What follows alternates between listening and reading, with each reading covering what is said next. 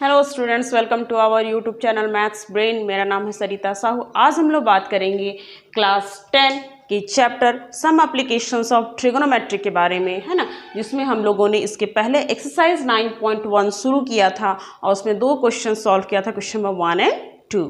ठीक है, आज हम लोग बात करेंगे क्वेश्चन नंबर 3 पर।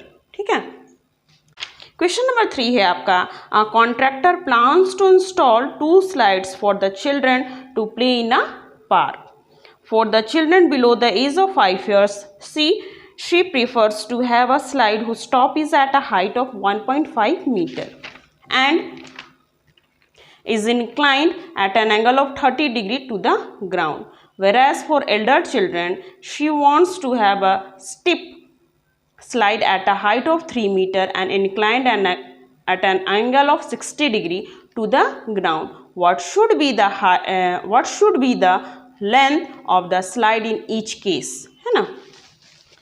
तो बोल रहा है कि एक कॉन्ट्रैक्टर है, वो क्या कर रही है, किसी पार्क में, कहा जा सकता है किसी पार्क में क्या कर रही है, 2 तरह का स्लाइडर डेट मीन्स जिसमें बच्चे फिसलते हैं, है ना, वो लगा रही है।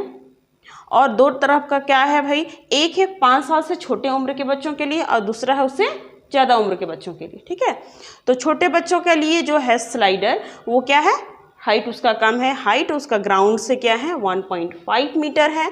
और स्लाइडर समझ रहे हैं, कोई बच्चा अगर पार्क गए हैं तो ये समझ सकते हैं कि भाई स्लाइडर क्या होता है, हमारे घरों में जो सीढ़ी रहता है उसी टाइप का होता है।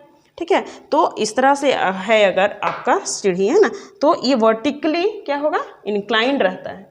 ये जो है सीढ़ी स्लाइडर, वो आपका इस तरह से इंक्लाइंड रहेगा। ठीक है, तो यहाँ पर ग्राउंड के साथ जितना एंगल बनाता है वो दिया हुआ है आपका 30 डिग्री।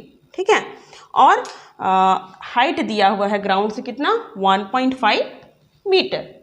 दूसरा स्लाइडर के बारे में बात किया गया है कि वो ग्राउंड से कितने हाइट पर है, 3 मीटर के हाइट पर है। डैट मीन्स कि इसका सीधे ट्वाइस, ये 1.5 है तो ये क्या है 3 है, इसका ट्वाइस है।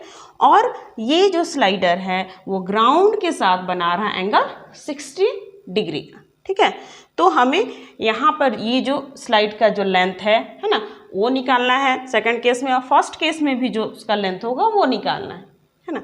तो डैट मीन्स कि हमें x और y दोनों निकालना है। हम इसे मान लिए x मीटर है और इस लेंथ को मान लिए y मीटर है, तो हमें x भी निकालना है और y भी निकालना है। ठीक है, तो चलिए देखते हैं कैसे बनाते हैं। तो यहाँ आपको दिखाई दे रहा है, in right angle triangle ABC, यदि हम लेते हैं साइन थीटा इक्वल्स टू होता है P/H, है ना, P/H। तो यहाँ साइन में यूज हो जाएगा क्योंकि 2 क्वांटिटी पता है, तीसरा हम निकाल लेंगे। ठीक है, यहाँ यदि लेते हैं sign theta equals to P/H, ये भी निकल जाएगा, है ना।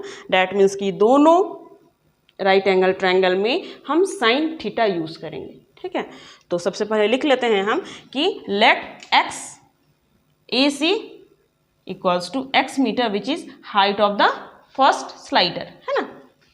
Let AC equals to x metre, क्या है ये आपका हाइट ऑफ द लेंथ, है ना, length of the first slider का क्या है, लेंथ है।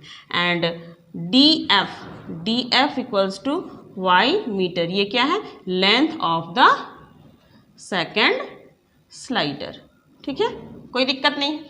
ठीक है, now from right angle triangle,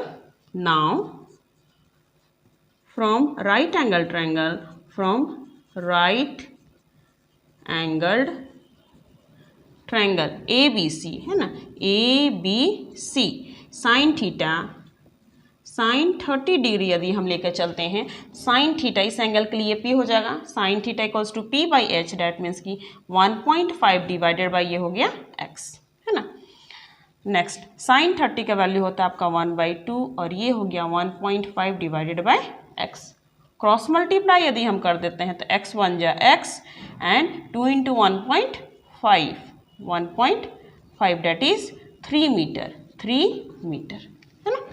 first slider का लेंथ कितना निकल गया, 3 metre. Next from right angle triangle, right angled triangle, right angled triangle कौन सा है, DEF है ना, DEF। यहाँ पर भी लेंगे साइन थीटा है ना, sine theta equals to P/H। Sine 60 का वैल्यू होता है √3/2 और ये हो गया आपका 3/y।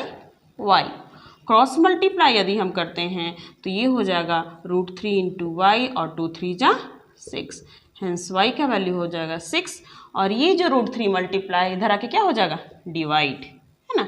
अब हम इसको रैशनलाइज करने के लिए √3 से ऊपर भी मल्टीप्लाई और √3 से नीचे भी मल्टीप्लाई है ना, देन वी हैव, ये हो गया 6 √3 और √3 हो गया आपका 3, 3 1 जा 3, 3 2 जा 6, तो ये आ गया आपका 2√3 है ना।